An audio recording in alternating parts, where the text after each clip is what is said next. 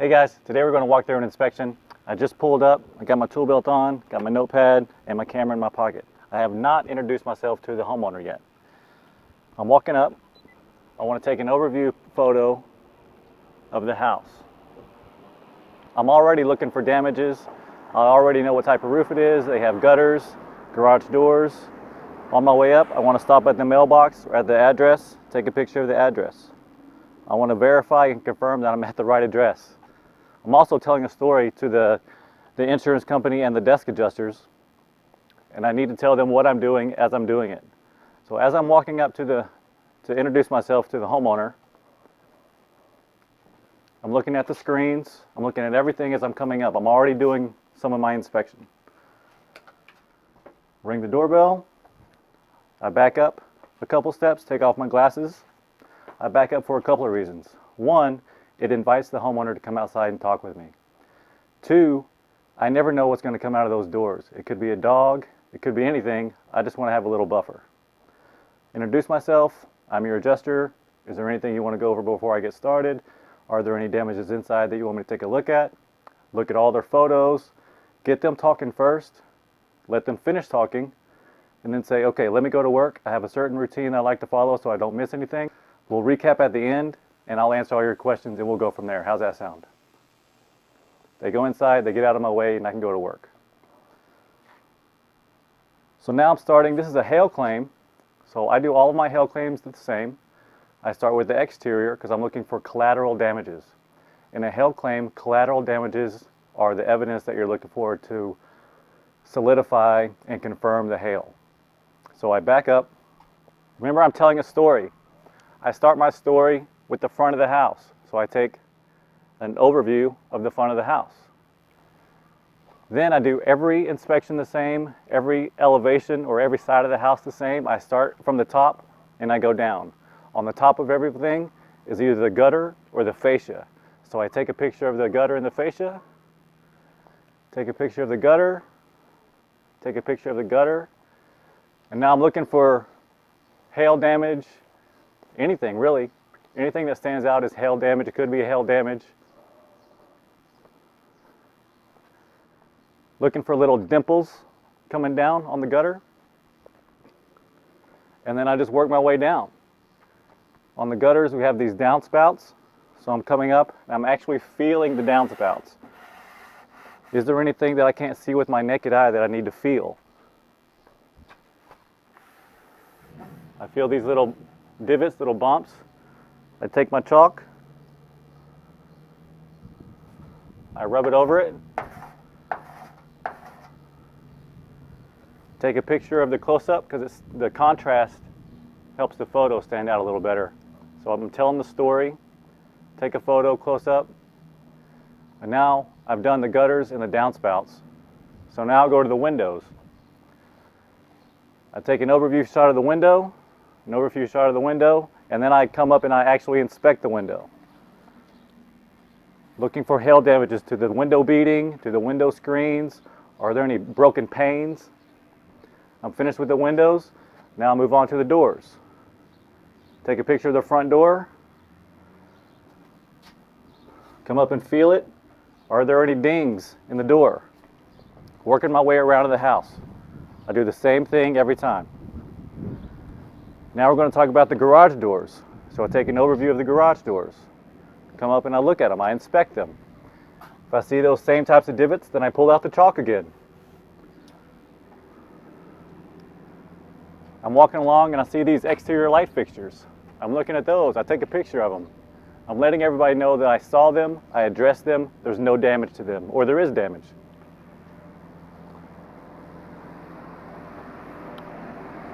Moving around to the right elevation, I'm telling the story, so I take an overview of the right elevation. Then I'm working from the top down. The gutter, or the fascia if there's no gutter. Do an overview photo, and then I'm looking for hail damages. Walking along, I see this little dimple right here. So I cover it in chalk. There's another one right here. Take a close-up of the dimples to say that there's hail damage to the gutter. Then I back out, Come back over to the downspouts. Feel the downspouts. If there is, I mark it. If there's not, I move on. I move on to the windows.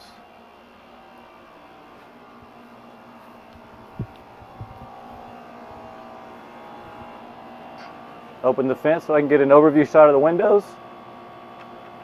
Now I perform an inspection. Is there any hail damage to the window screens? To the window beading? The window beading is this right here. If there's hail damage, it'd be cracked and it'd be obvious.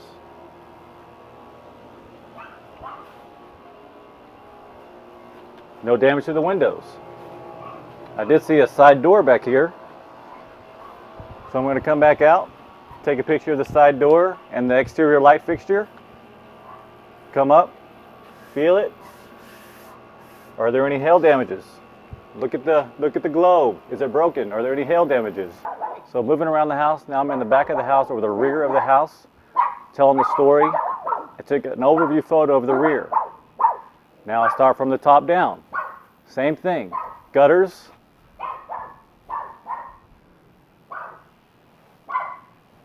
Is there any hail damage? Yes. This little dimple, that's what we're looking for hail damage. It's also a good indication of the direction of the storm. If it hit from this side, then that means the direction of the storm is hitting coming from this way. That means on the roof, I would expect to find damages on this slope.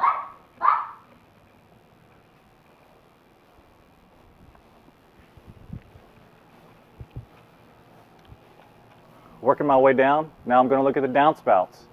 Do the same drill. Feel it, I feel a little dimple, I cover it in chalk, get a photo. I back out, now I'm looking at the windows. I take an overview photo of the windows. Now I come up and perform an inspection. I'm looking for hail hits. This is a good indication of what a hail damaged screen looks like. You can see the V as if something was to come down from the sky and hit it and rip those little fibers, and there's a little V cut in the window screen. So I would take a photo of the hail damage and I would circle it with my chalk because it stands out and provides contrast in the photos. I would go around and I would look at every window. And I would come back and I would look at the back door and the light fixture. I would take a picture. And then I would come up and perform an inspection. Is there any damages? Are there no damages? And that's how I would label my photos. If there is damage, I would describe it. If there's no damage, I would say there's no damage. Now we move over to the left elevation. I'm telling my story. I take an overview of the left elevation and I do the same thing. I start with the gutter, looking for those little dimples. Take an overview shot. Now I'm looking at the downspout. And once again, I find a little dimple, cover it in chalk. My rule of thumb is typically, chest and above, I consider hail damage. Chest and below could be mechanical damage like a weed whacker or rocks or something like that. Take a picture of the window. Perform an inspection. Is there any damage? No. Looking at the HVAC unit. Take a picture. Are any of these fins bent? Like something fell from the sky and dented it? No. Now this is where I want to keep my photos in order. All of my inspections look the same. All of my reports look the same. They follow the same flow. I go from the roof to the front, to the right, to the rear, to the left, and then I do other structures. Now, while I'm on the left of the house, I do the left run of the fencing. I take an overview photo of the fencing. Is there damage? Is there not damage? Then I walk back around the house to the gate, and I just walk the fence line. I take an overview photo of the fence. Is there damage? Is there no damage? All the way back around. I always leave the fence how I found it. If it was open, I leave it open. If it was closed, I close it. Make a decision, make some notes, and then I'm finished with the exterior and the other structures. So come back, grab my ladder. There we go. Grab a notepad. No. Grab my cooker paws. All in one trip.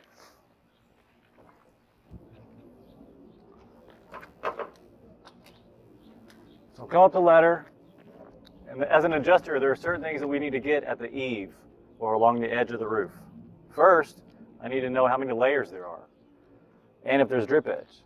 So lift up the corner, I can see drip edge, or if I see plywood, then it means there's no drip edge. I can also see how many layers there are. So I take a photo, one layer with or without drip edge. My shingle gauge, I know right now this is a architectural type or laminated shingle. So I find a corner, slide my gauge on the appropriate side, on the laminated side, because this is a laminated roof. Slides all the way in. That tells me this is a 30-year laminated roof or 30-year laminated shingle. Take a photo. Make sure the photo's clear. We also want to get the pitch.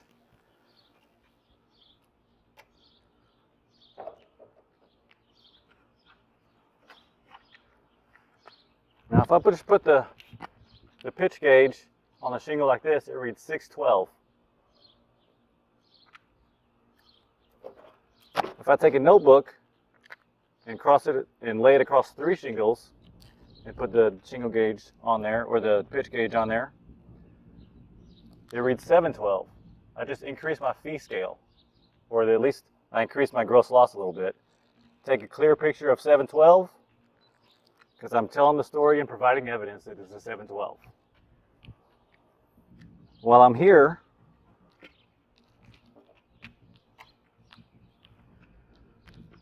the next step, while I'm here, is there's a gutter. Is the gutter attached through the drip edge? If we get up there and we find enough damage to where we're going to replace the roof and the gutter is attached through the drip edge, the gutter must come off because the drip edge is coming off with the roof replacement. So I find the drip edge. Is the gutter attached through it? I take a photo. If it's not, I take a photo. Additionally, what is the size of the gutter? Typically they're going to be 5 inches, but sometimes you're going to see 6. So you get your tape measure out and take a picture. 5 inches.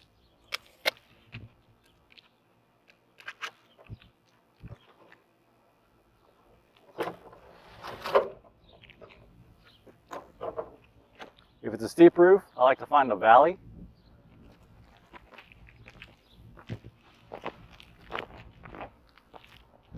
Or a ridge. And I go up to the tallest point of the roof. Get my camera, and I just stand right here, survey the roof, do a 360, just taking pictures. I want to give everybody an overview of the roof. Plus, I also want to come back and be able to count the accessories if I miss note or if somebody questions me.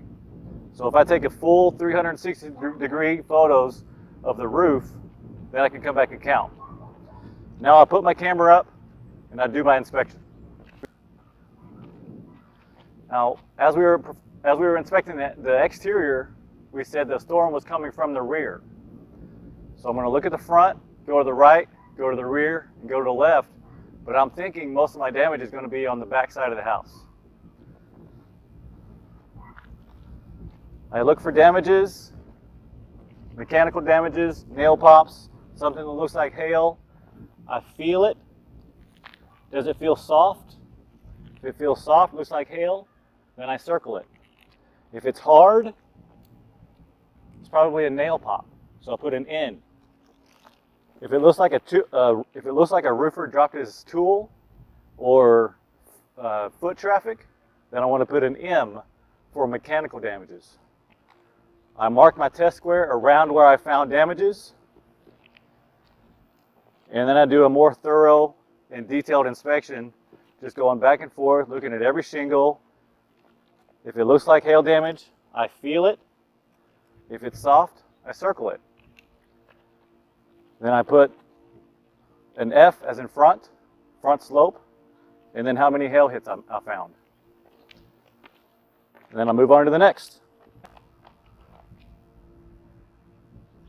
So now we're moving on to the right slope. I'll walk around the roof the same way that I'm walking around the house. Move over to the right. I'm looking for hail damages or anything that could be hail damages. If it looks like hail damage, like something fell from the sky and damaged the shingle, then I feel it. If it feels soft, then I circle it, as in the hail damaged the shingle and punctured through the backing. If I see mechanical damages, I'm marking it with an M. If I feel it and it feels hard, it's probably a nail, and I put an N. I mark my test square around where I found damages. I do a more detailed inspection, looking at every shingle. I mark what I think is hail, and then I put the right slope, how many hail hits, and I move on to the next. Now, when I move on to the back, automatically I can see that there's hail damage to these turtle vents. So I'm standing right here at the turtle vents. Why not just do a quick assessment? There's 3 turtle vents. They obviously have hail damage, so I'm just going to mark them while I'm here. Remember, we're not taking photos yet. We're just doing our assessment. Onto the rear slope, same thing. I'm walking in, looking for damages. If it looks like hail, I mark it. If it feels like hail, I mark it. I mark my test square around where I found damages, and then I write down what I found.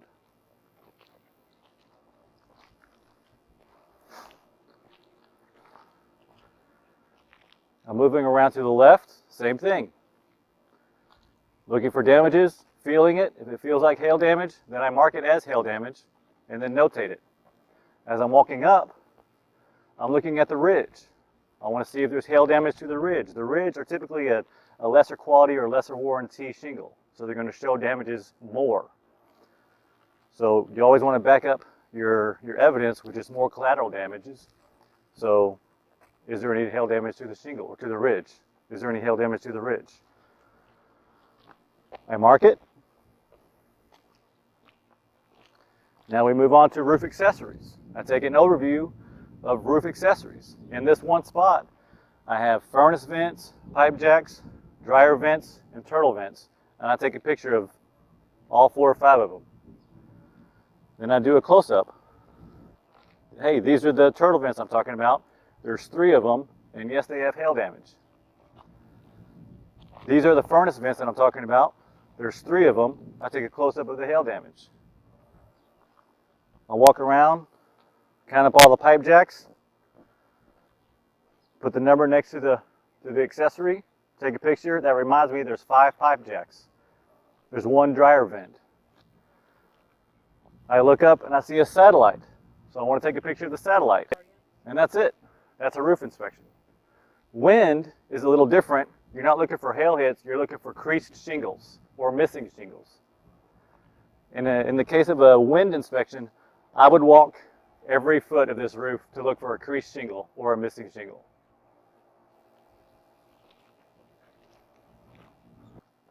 So I'm going to get back on my ladder safely. I'm going to look in this valley to see if there's valley metal. If there is or is not, I'm going to take a photo and document it. And then I'm finished.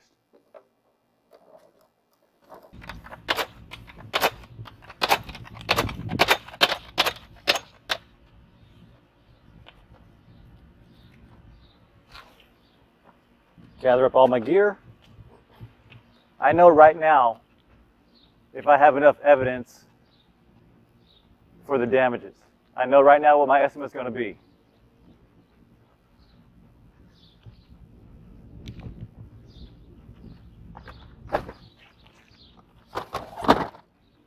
Load my gear. Wipe the sweat from my face.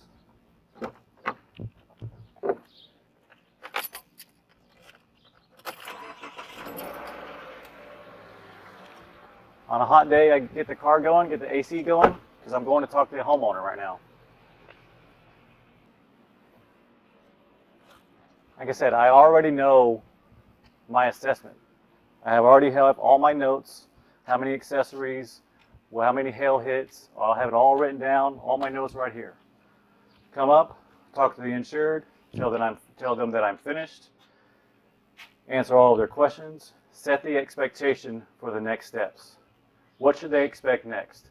Typically, it's 7 to 10 days, or up to 14 days. That's going to be dictated by your carrier, but just let them know. They want to know what you found. Some insurance carriers will let you talk about it, some won't.